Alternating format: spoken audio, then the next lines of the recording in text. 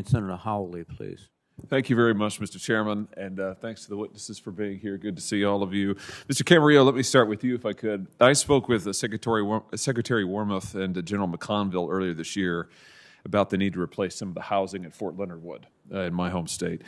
They assured me that this was the top priority, and the Army Materials Command has done the same. Here's my question, though. As I've looked into it, I've learned that the Army hasn't yet set a timeline for the replacement of these housing units. So if confirmed, can you commit to ensuring that funds are set aside in a timely manner so that we make sure that these housing units get replaced and that all the members, all of the service members at Fort Leonard Wood are able to continue to access high-quality housing? Senator Hawley, it's absolutely important that we make sure that we have quality housing for our soldiers at Fort Leonard Wood and at all Army installations. I'm not familiar with the particular prioritization that you referenced, but I'd be happy to work with you if I'm confirmed to ensure that any needs at that installation get addressed. Very good. Ms. Jacobson, can I have your commitment to do the same? Absolutely, Senator. Very good. Thank you. Mr. Camarillo, Fort Leonard Wood's also home to the Maneuver Support Center for Excellence, which, as you know, includes the Army's Engineer, Military Police, and Seaburn schools. Now, it's my view, and you and I have discussed this a little bit, that the units that are trained and the capabilities that are developed there at the Maneuver Support Center will play a very essential role as the Army pursues modernization for the future. Let me just ask you if you agree with that, and if you do, how you see these forces contributing to the Army's mission as it shifts back towards great power, near-peer competition. Senator, as we discussed earlier, absolutely, I'll be happy to work with you on these issues. Clearly, in order to be able to project power, there is an ability, or there is a need, I should say, to make sure that we are addressing enabling capabilities, so such as those that are trained at Fort Leonard Wood, to include our CBRNE capabilities would absolutely be critical for us in the future. And if I'm confirmed, I'd be happy to work with you to ensure that their needs are addressed. Very good.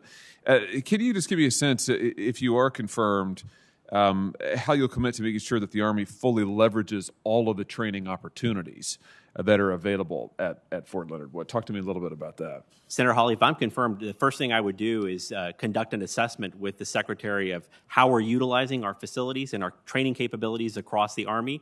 If there are gaps in which certain areas are underutilized and we can make more efficient and effective use of them, I would certainly work with Army leaders to ensure that we address those gaps. Very good. Mr. Camarillo, Secretary Austin and Deputy Secretary Hicks have testified that the Indo-Pacific is the department's pacing theater, and more specifically still, China is the pacing threat. I just want to get you on the record on this. Do you agree with those assessments? Yes, Senator, I do. I certainly do. And I feel that the Army has a very important role to play in that Indo-PACOM region. Let me ask you a little bit more about that. TRADOC's December 2018 publication, which was called The Army Multi-Domain Operations in 2028, stated that the Army needs to demonstrate the ability to immediately deny a fait accompli in order to deter an adversary like China. I've asked General McConville about this earlier this year.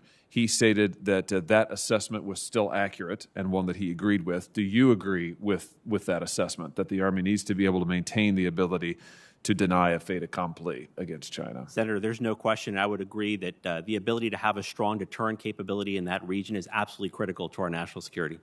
Let me ask you about something that the Secretary has testified to with regard to a Chinese fait accompli against Taiwan. She said, I'm going to quote her here, "My own view is that we want to develop the kinds of capabilities required to present a sufficiently strong deterrent force to make the Chinese continue to think twice about whether they actually want to undertake that amphibious landing." Do you agree with the Secretary that the Army should continue to prioritize development of the forces and capabilities that are required to deter the Chinese fait accompli against Taiwan? I do agree with her, Senator. Okay, very good.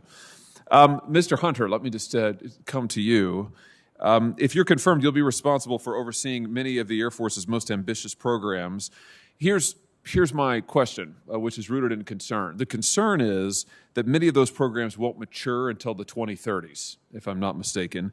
Meanwhile, Admiral Davidson and others have testified to this committee that the Chinese threat in PACOM, particularly as it relates to Taiwan, could mature as soon as the 2020s. As early, Admiral Davidson has testified, as 2027. Give me a sense of what you'll do if you're confirmed to accelerate as many of those key programs as possible so that we can both deter China in the 2030s. We all agree that that's vitally important, but also so that we can meet this threat in the latter part of this decade. Well, Senator, in my previous service in the Department of Defense, I was able to work as director of the Joint Rapid Acquisition Cell, working specifically on urgent operational needs. At the time, that was very much focused in Afghanistan. But I bring that mindset as well to my next job, if confirmed.